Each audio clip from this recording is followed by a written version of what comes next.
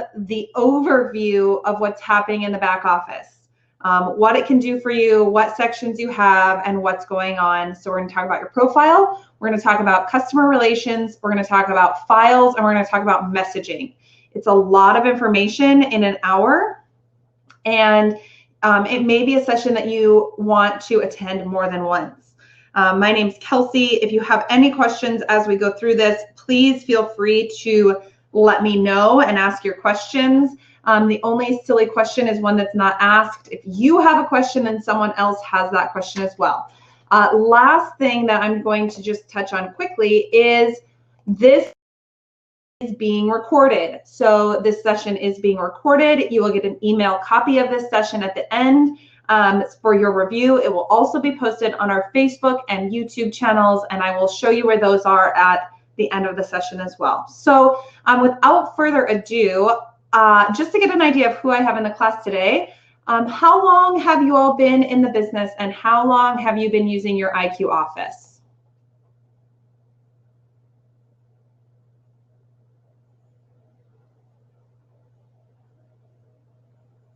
Awesome. Thanks, Daisy. This is an interactive webinar, so I do really appreciate all the feedback and information. Again, putting in that chat box helps because then we don't have all the background noise from all of you.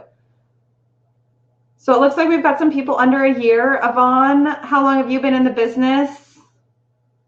Awesome. Okay. Perfect.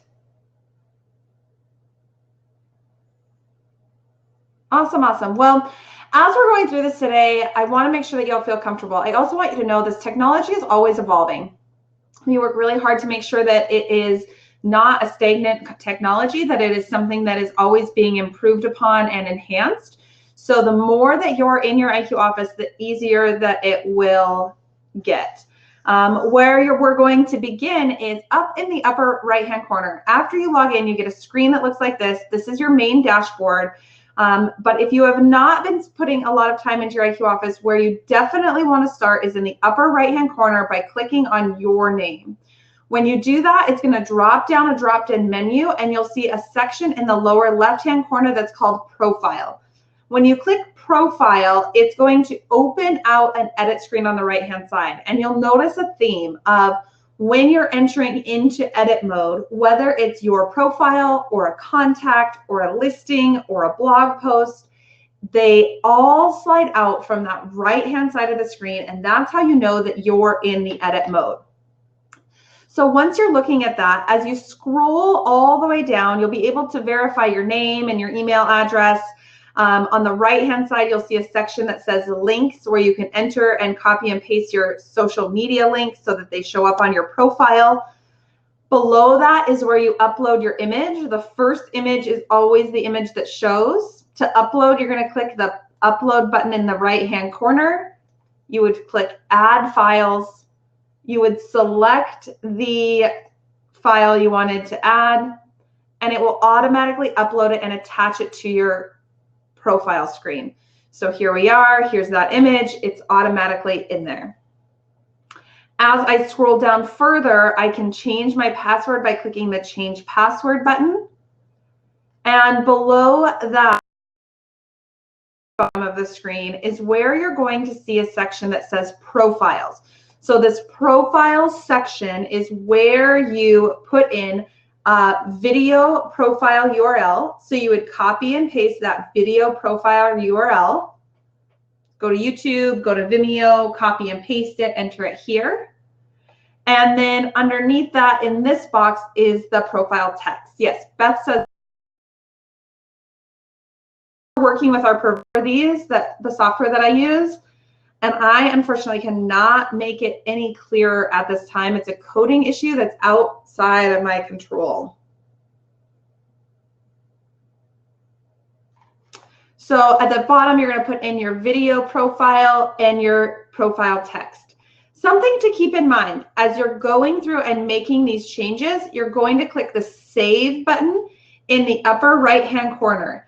If you are not clicking save as you go through this, when you go through and click on the other options that you see at the top of the screen, you will lose your changes. And there is nothing more frustrating than losing your changes after you've worked really hard to make sure that your profile is up to date.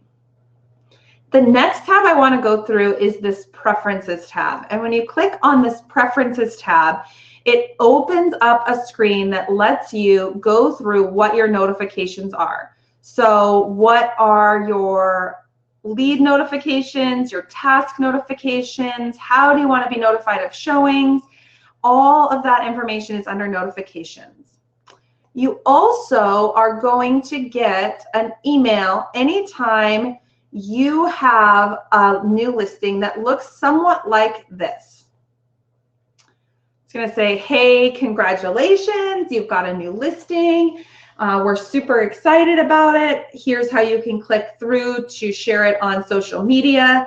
And you also can immediately link through to a flyer or a postcard from here. The flyer option is going to pull from the section of your profile that says default property flyer. So to choose your default property flyer, you would select the magnifying glass on the right-hand side of the screen, and then you would choose from the selected flyer. Then every time you get that email, that auto email about your listings,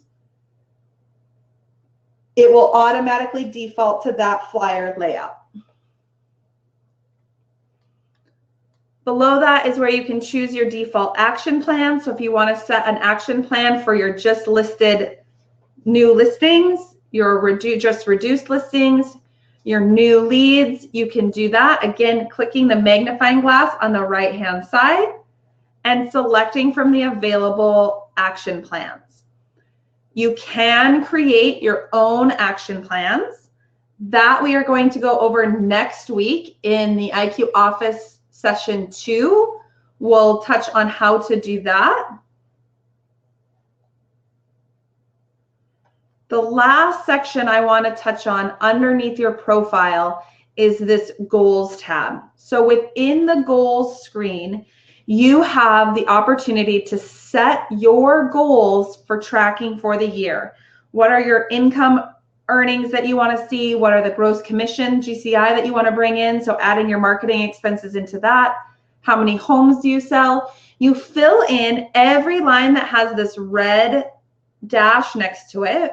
Anything that is a gray bar automatically fills in. So if I say my living expenses are $65,000, I want my commission earnings to be $150,000, I add in my marketing and my expenses to my commission earnings, that means my GCI needs to be $211,000. The average sales price in my market is $255,000. The average commission rate is 2.95. And then you have your average GCI. You enter all that in, click recalculate. It's going to tell you you're going to make about $7,500 aside. You need to close 28 sales. You need to take 14 listings or close 14 listings. You need to take 35, but it breaks everything down here. So this is really your business planner. Again, getting in, going to your name in the upper right-hand corner, clicking on profile, setting your details, and then your preferences, and then your goals is really what you need to know about on that screen. Do you all have any questions about how to update your profile or any of that side of it? I want to make sure I'm going quickly and we're getting through things so you know where you need to go, but I also want to make sure we're moving so that we can get through everything. How many of you have updated your bio, your About Me section in the last year?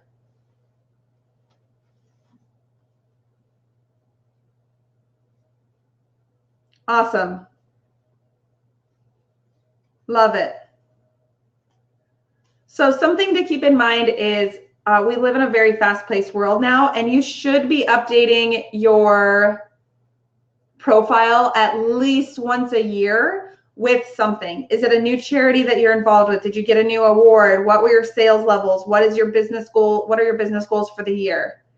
because you really do want to make sure that you're letting your consumers know you're still in the industry. We have so much turnover in this industry that it is really important that you are keeping up to date and that consumers go to your About You page and know you're in the industry, and not that your manager just forgot to take you down. Beth, how do you change the layout of your website's home screen? That is something that we do cover in the Website 101 editing. And if you go to our YouTube channel, we did that last Tuesday. And that's going to be the best way to answer that, so that I can make sure we stay on track for how do you use your IQ Office during this webinar. Yeah, no problem. The next section I want to just go through is what is on your dashboard. So when you log in, you see a dashboard that looks like this, and you've got a short quick link that goes to your contacts. You've got a quick link that goes to your messaging tab, and you've got a quick link that goes to your active listings. If you click on any of these, they will open up the main dashboard for those respective areas. You've also got a to-do gauge on the right-hand side of the screen, and that to-do gauge is a list of all your upcoming actions. So when you're adding actions to listings or you're adding actions to contacts, this is where that to-do list is populating. The goal of the software is that you are using this as a CRM. In the heart of what IQ Office is, it is a CRM for you to manage your contacts and your leads that are coming in off your website. And we want you to be able to easily manage your relationships. So we're going to get into contacts today and how this list populates, but the goal is that you're putting your contacts in and you're able to work from this main screen. The next thing you see on this screen is going to be your favorite contacts. So you can add a favorite contact. Perhaps it's somebody that you're under contract with or someone you're just in touch with on a very regular basis. For quick access, you can have them on your main favorite contacts. And below that is going to be your recent contact activity gauge. So that recent contact activity gauge is going to show you any of your contacts or leads who have had recent contact on your website or via opening emails.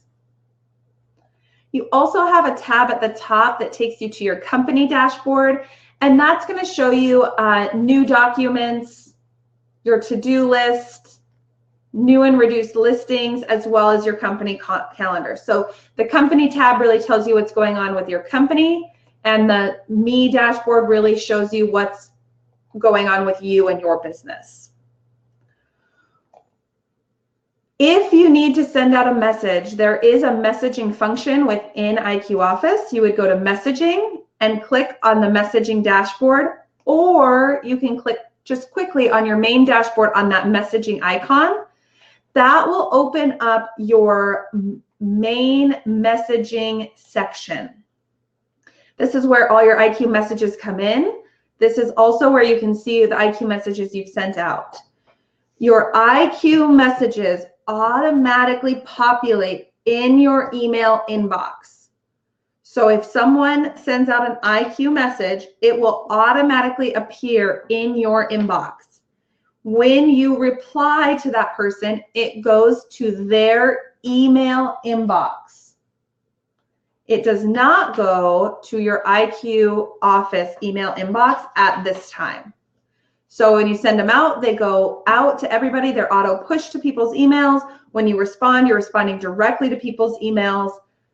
But this is a very good way to send out messages to entire offices or create message groups. So to do that, you click on the plus new button in the upper right-hand corner. You're going to click the plus button next to two, and then you can go in and you can add individual contacts. You can add contact types, or you can choose from offices.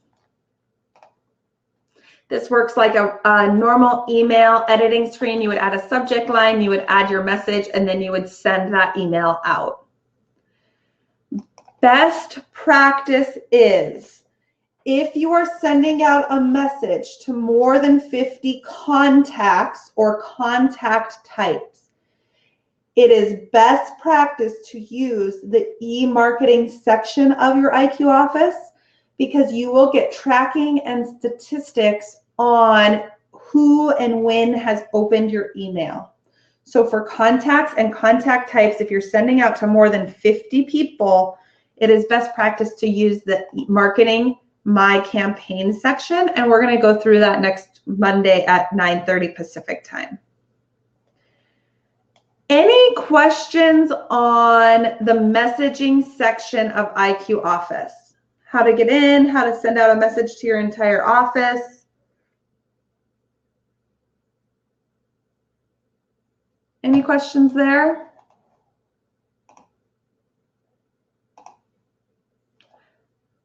Perfect. Thanks, Debbie. If I don't hear from you in that chat box, I am making the assumption that you are verbally saying no, but it does really help me if y'all can type into that chat box so that I know that I'm clear and you don't have any question and I'm not going too fast. The next thing we're going to go through is your customer relations tab.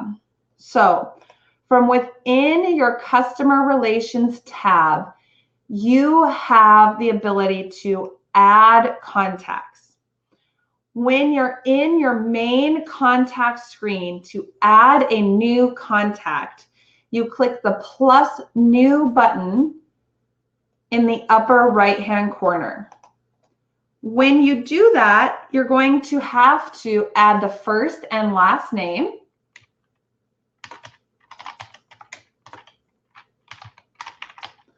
And then you have the option to add the email address.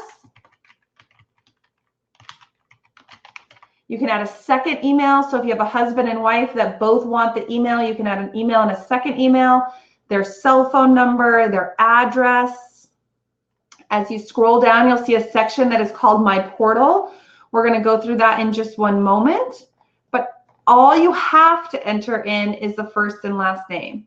Once you click Save, you're going to see many more fields populate. So once you click Save, you're going to be given the option to add this person as a favorite. You can manually schedule a follow-up. You can also add a contact type. So there is a section here that is called Contact Source. And you also have a section that is called Contact Types. And this is the best way to think about that contact source versus type. Everybody only has one source. So the source might be your circle of influence or your, I'm going to come back to your question, Jim. That's a good question. Your circle of influence or a networking event or an open house, but there are subgroups within that source. So if it's a circle of influence, you might have a contact type within your circle of influence that is past buyer or past seller or dog lover or referral agent. So your contact types are subdividing your sources for marketing purposes. To add contact types, you're going to click on the little pencil next to contact types, and you can add additional contact types. You can add as many as you would like. To attach them to the contact, you check the box next to it and click Save.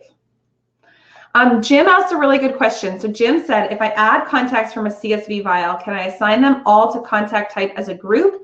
Or do I need to individually add each contact type to individually assign each contact type to a contact? First part of that question, we haven't gone through yet, but I want to make sure you know. You can individually add contacts by clicking this plus new button up here in the upper right-hand corner. You also can go into your customer relations and click import contacts, and this will open up a wizard that allows you to open and import an entire spreadsheet into your contact list. If you're doing that within the spreadsheet, you can have a column that is called contact types, and you can enter in all your contact types separated by semicolons, and it will automatically attach those contact types to the contact. So you can do that and have them automatically attached. If you have uploaded a bunch of contacts and you have not added them as a contact, you can check the box next to those contacts. And at the very bottom of the screen, there's a button that says plus contact type. And you can add them all that way as well.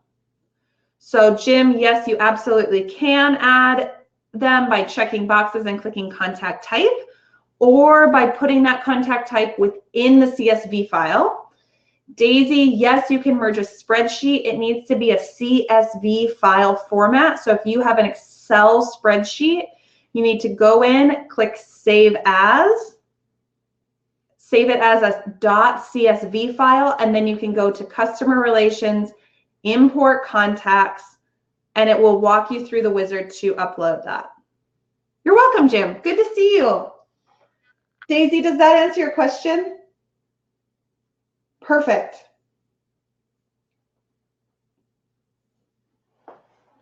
Awesome, awesome. So let's go back into this contact. So you can add contact types. You have a section below that that's called notes. This is where you can type your notes for a contact. I am really good at faces. I am really good at remembering a lot of things. None of us can remember it all. This note section acts as a really good place for you to keep track of what's going on with your contacts. They say, I've read 2 different statistics, one that says you can only have 30 people that you're intimately involved with at a time. By intimately, I mean, you know what's happening in their lives, with their kids, with their daily lives. And I've seen another one that says you can only maintain relationships effectively with about 150 people at a time. So this notes section gives you the ability to really expand your range from either 30 intimate relationships or 150 contacts to track your conversations, so that I know when I talk to Daisy next, I can make a note in there that says, talk to Daisy about merging her information and her contacts in. She seemed to have great success with it. Really excited for her to use the CRM. And then when she calls me 2 months later, I'm not racking my brain to remember what her and I talked about. So that's what that notes section is best suited for. As we scroll down further, there's a section that talks about campaigns. And this is where if you have them on a marketing campaign, or if you would like to add them to a marketing campaign, you can do that. You would click this plus button, you would select the campaign you wanted them to be a part of, and you would click Save. Let's talk about the portal. So you can, yes, Susan, just a second. So you can set up a portal for your client. And so you can, this gives them the ability to go to your website and log in and search for properties. When you do this, you give them a username and a password. I recommend using a system when you set this up. So I set up everybody's username as their first and last name. So if Suzanne came to me and she was my client, I entered her into the system. Inevitably, everybody forgets their username and password. That's just what happens. And they call you at the worst time possible asking for their username and password. And so the best thing that I've found is to go in to say, hey, Suzanne calls me, Kelsey, I forgot my username and password. Hey, no problem, Suzanne. Your username is your first and last name, no spaces. And your password is your phone number, SW exclamation point. Or it is S, your phone number, W, hashtag, or whatever it is that you set up, but it's a system so that A, you're not having to remember everybody's username and password, and B, when they call you and you forget, you have a systematic way to remember it. This means when they're on your website and they go to log into this section called My Portal, they would put in their username and their password. And then they can go in. Sorry, I'm just exiting edit mode here from the previous webinar. And this is what their portal looks like. Hey, welcome to your portal. They can see their searches. They can see their saved properties. They can see everything that's happening with their portal here. They also can go in and edit their own profile. And they can go in and edit and change your searches. To set up their searches, you're going to go to this Property Watch tab. And then you can say, I'm going to set up a new search, and you would enter in all your criteria. So we might call this Winter 2020 Homes. You choose if they want to get email updates, yes or no. You would choose the price range, the property type, the location, the style, the size, and these property records will filter down.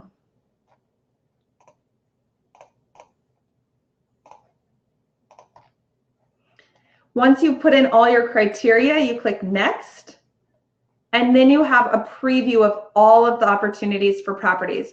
You can choose to send all. You can choose to only select individual properties to see. You can preview those properties by using the view button on the right-hand side.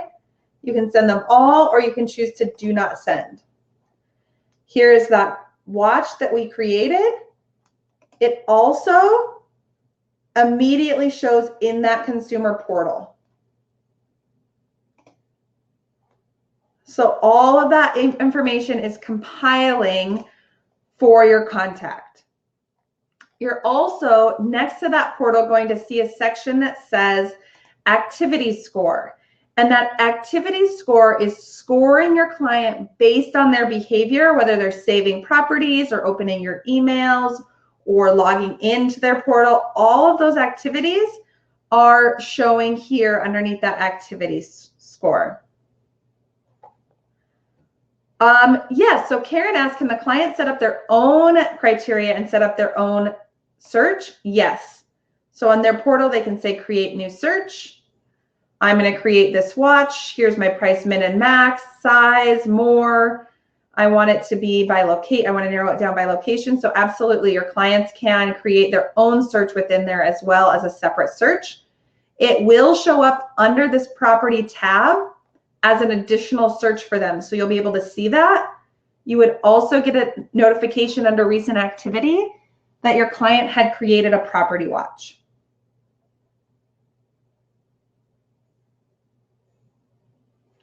So Susanna asked a really good question, and she said she's been recording the email responses from the customers in the notes section. So is there a better way to do that, or is there a way to store those emails? Susan, we are working right now currently on synchronization with Google email and Outlook email so that your contacts, calendar, and email can sync with your IQ office. That's something that is coming soon.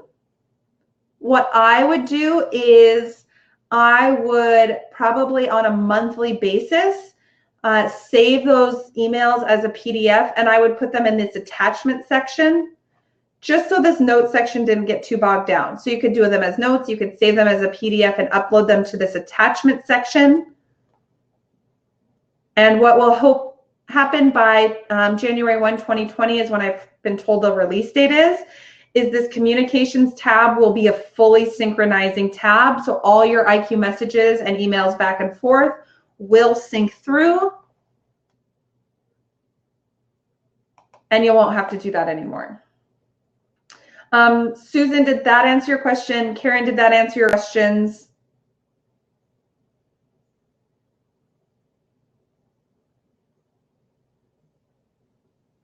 Yeah, so that's a good question. So Susan also asked you, suggest adding clients to the portal as you enter them so they're ready to use it. I absolutely do. In fact, that's probably my #1 conversation that I have with people is, do you want a portal to search the MLS? I say, I'm more than happy to give you a portal to search the MLS. I'm not going to harass you and come after you and really bother you. That's just not my style. But I'd be happy to give you a portal so you can log in on my website and search information that's reliable. For those of you that are on this webinar that are in the States, Zillow we know is all very unreliable information as far as, is it really active? Is it not active? What's going on with it? And so I just say, hey, Susan, great to meet you. Yep, I am in real estate. Yep, this is what the market's going on. Awesome. You know, all of us really like to search the MLS. I'm happy to set you up with a portal if you want one. That way you can log in and look and search if you want. And then if you need anything, just give me your information. You can reach out to me. Here's my card. What's your name? What's your email? What's your phone number? I'll text you once I have it set up to make sure you're able to log in. And then I've got their email and their phone number. I set them up with a portal. I just leave it blank for them to go in and do what they would like. But then I get notified when they're doing things.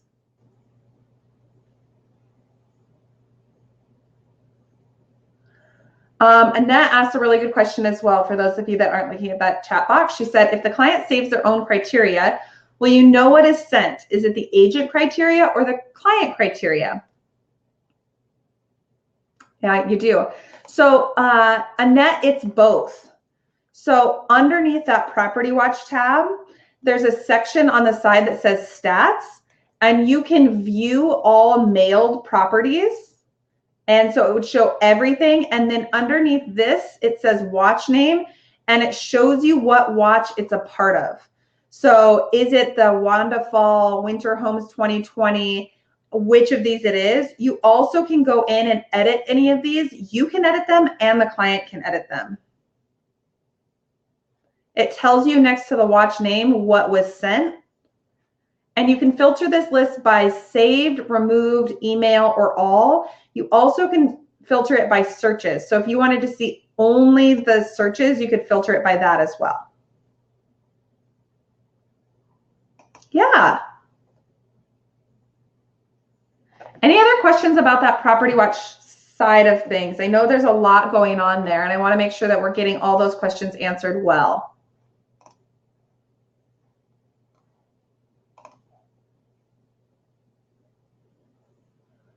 I love that you get notified about their actions. I also love that it's on your home screen and that it's a compiled list. So right here under recent contact activity, it tells you what that activity was. It was a My Portal login. If I hover over this activity, I know this is teeny tiny on your screen, so I apologize for that. It shows what it is.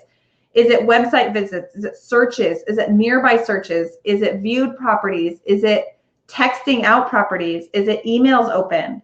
If they are out and they say, if they're on your website and they choose to text a property out to someone, you get notified. There's just a lot that it does.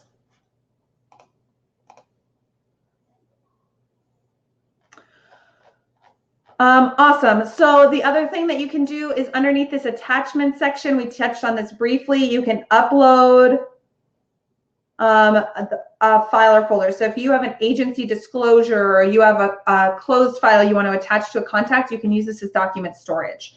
So an automatic release of new listens. Yeah, no. So Susan, that is automatically updating. So once you set up the watch for their property criteria, depending on what you have on this details page, if it's send daily or on MLS change, if it sends daily, it will daily send them the list of properties that match that criteria. If it's on MLS change, it will be anytime something in the MLS changes and matches their criteria, whether it's a price reduction or a new listing or whatever, wherever it is. So once you set it up, it either sends out daily or on MLS change. Attachments. So that attachments is really a document storage section. The other thing I want to touch on is on your contact screen. I need to go to a different contact real quick here so that you can see what it looks like. If they are not a part of an action plan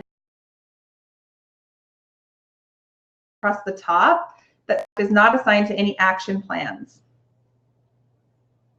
You would assign them an action plan. There are action plans available, or you can go to this Actions tab. And that's where you can attach actions. Before we jump further into that, there's a couple really good questions that just came up. Daisy asks, is there a maximum number of portals available? Daisy, not to my knowledge. There's no limit to those. So you can have as many portals as you want. If you have 1,000 contacts, if you have 10,000 contacts, you can set them all up with a portal. And the same with the watches. To my knowledge, there is not a maximum number of watches that you can set up per client. So your client might have 10 watches if they're looking for 10 different things as an investor. That document section, you can go in, you can upload a file. Let's just go to my documents. We're going to say here. So I've added that file. That file is now here. And you can go in, you can download it, you can rename it, or you can move it. So if you needed to print that document storage, you would just click download. It would automatically download it to your folder, and then it would have that file here.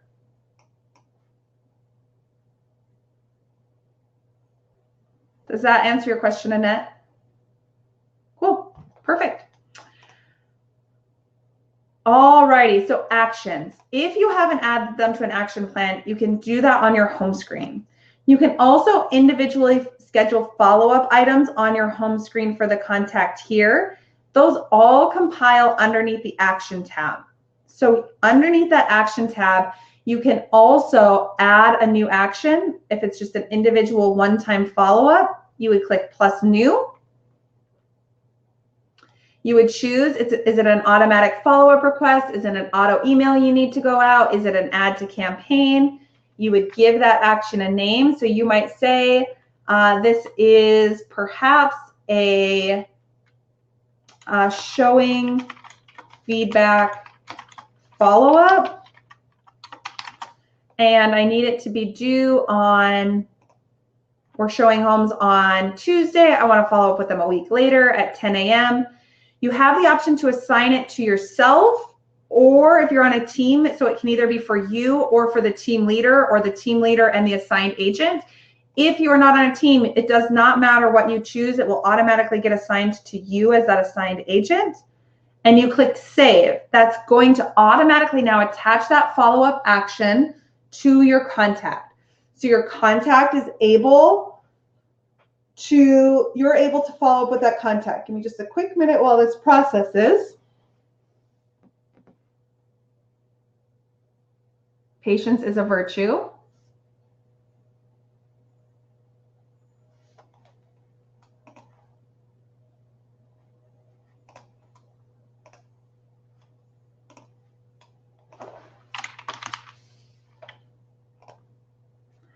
And it's going to show here. These follow-up actions also show on your main dashboard. So I can see here, here's that demo here. Suzanne, I'll come back to that. So when I say that the goal is to be working from your main dashboard, this is what I recommend. You're going to go in, you're going to upload all your contacts into your IQ Office. You're going to add 25 or 30 of them either to an action plan or schedule follow-ups a day. That should be able to get you through your contact list, depending on how many contacts you have, in about 10 to 15 days, so that you have a to-do gauge on the right-hand side of your screen that is showing everything you need to do for all of your contacts on a daily basis. Once you go in and mark this as done, you could say, hey, I followed up via phone, text, email, or social media. So I called Debbie and we talked about her new puppy.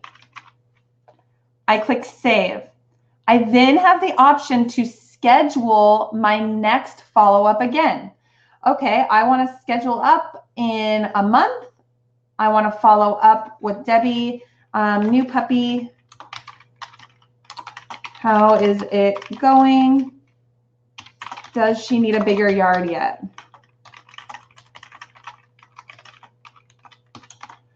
and I'm going to click schedule. Then when I look at my home screen, as we get closer to that date that is 2 weeks out, it will automatically populate in this list. When I go in to mark that as done, underneath action description, it will tell me I'm calling her about her new puppy and if she needs a bigger yard yet. As I go back into my customer relations tab, if I want to see all of the actions attached to Debbie, I click on actions. I can see the completed action, when it was followed up, and my next follow-up item. You can assign action plans. So to do that, you would click on the action plans here, plus you would choose the action plan, click save, and it will assign the series of actions that are due based on the plan that you chose. So that is the actions tab. Susan asked a question about where do I add someone to an automatic newsletter or take them off an automatic release until I can update or personalize the email. Underneath on this details page, there's a section that says campaigns, and it will list all the automatic email campaigns that contact is on.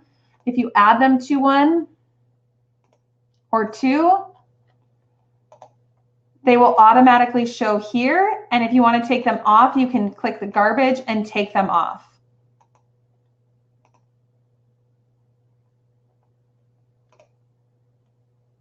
Cool. Other questions about actions. The goal is that you are creating a plan, you're adding follow-up actions, and you're working your plan instead of your contacts working you. You're able to go in, upload your contacts, add 25 follow-ups or 25 action plans per day, so that in 10 to 14 days-ish, depending on your database, you are only working from this home screen for your to-do follow-up for your contacts. And what you're really using your new contact screen in for is adding your individual contacts that you have, your 5, 10 emails or contacts that you're getting from your prospecting, and you're automatically attaching those people to a plan at the time that you add them in. Or you're scheduling their first follow-up at the time that you're putting them in. You also can attach listings to clients. So if you have a listing and you need to attach it to a client, you can go to the listings tab. You can add a listing. You would just type in the MLS number. All of your listings will appear here underneath available listings, and you can check them from the box to attach that client to their listing.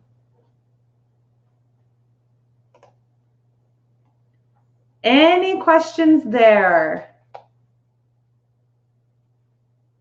I know this is a lot of information. So know that we only have one more section to go through today. We're going to go through this files section.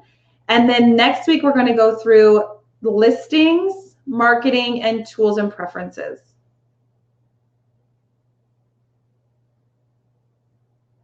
Yes. Suzanne, where do you live? What's your city?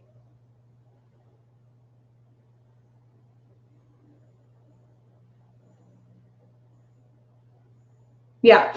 So your IQ office is pulling from all of the boards that you're a part of. So when you do a property watch, it is pulling from all of the MLSs that your office is a part of. So if your office is part of 2 boards, the properties that will populate here come from both boards. And they're getting one email and going to one website to look at properties instead of having to log into 2 separate MLSs to see that information. Does that answer your question, Suzanne?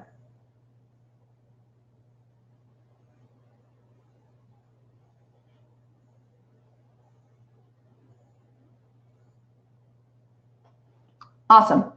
Awesome, awesome. So files. There is a section within IQ Office where you can access your files. You have a documents library. That documents library is managed by your office. And this is where they're going to put items that you need access to. You can go into that documents library, you can see all the information, and you can download it. Underneath the files home folder, the home folder is where you can use your online storage. So if you have information that you want to have available to you, you can have this on here. And the shared file would be if you wanted to share anything with everybody in your office, you could upload it to the shared file.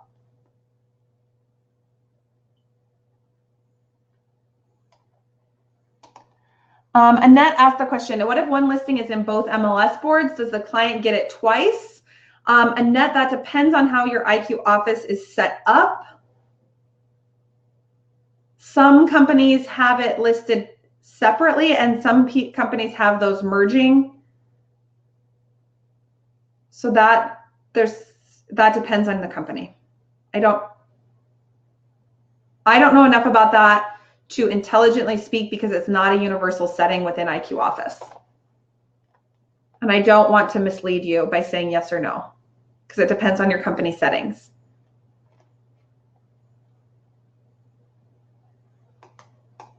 Right, but it might have 2 MLS numbers. I get that. But some companies have those MLS numbers set to merge based on address. And some companies say, no, we don't want them to merge. So it just depends on how the database is set up within your support. That's a question for either the help desk, because you're an admin, right? Or your owner. They would be better to answer that question, because that's company specific. I know a lot. I don't know it all. And that, again, that's something you're going to want to talk to your broker owner about, because there's a lot of different reasons for that. So files, that's where you can go in. You can access your company documents. You can access your own personal documents. And then there's a shared file. At the top of the screen, you are going to see a link information. And these are quick links that the company and Realistic has added for you. You also see an inbox, and that inbox are all of your notifications.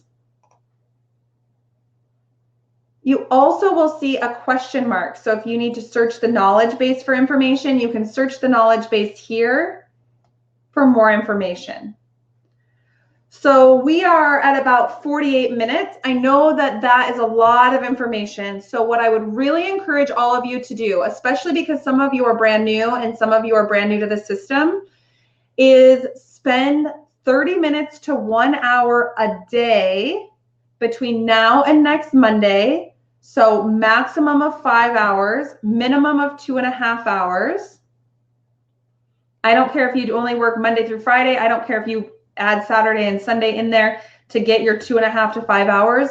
Go in, update your profile, add in your contacts, upload documents if you would like to your home folder, and really start using the system. The more you use the system, the easier it gets.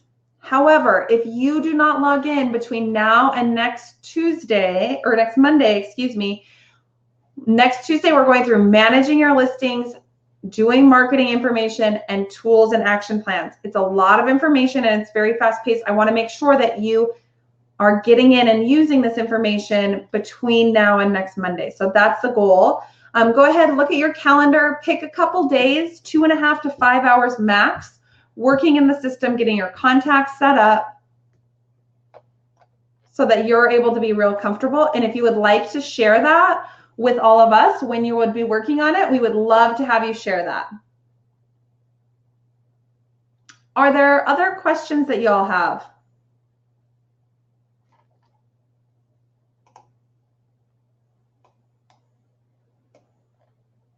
Great questions. Where can you find out if you logged in for next week's classes? If you go to showtime.realistic or showtime.zoho.com, profile realistic. This is where you can find all our classes. If you click join and you've already joined, it's going to ask you for your email address. And when you click register, it will tell you you've already registered for that session. We also have a Facebook page. So if you would like to join us on Facebook, this is a great place to ask questions. It's called Facebook Users.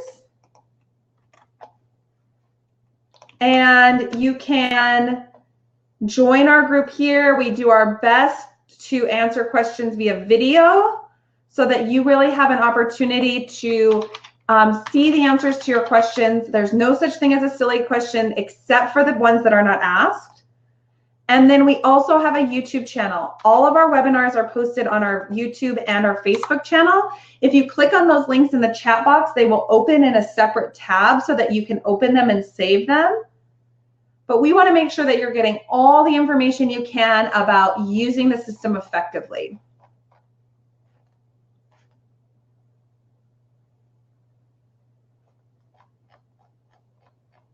Any other questions today?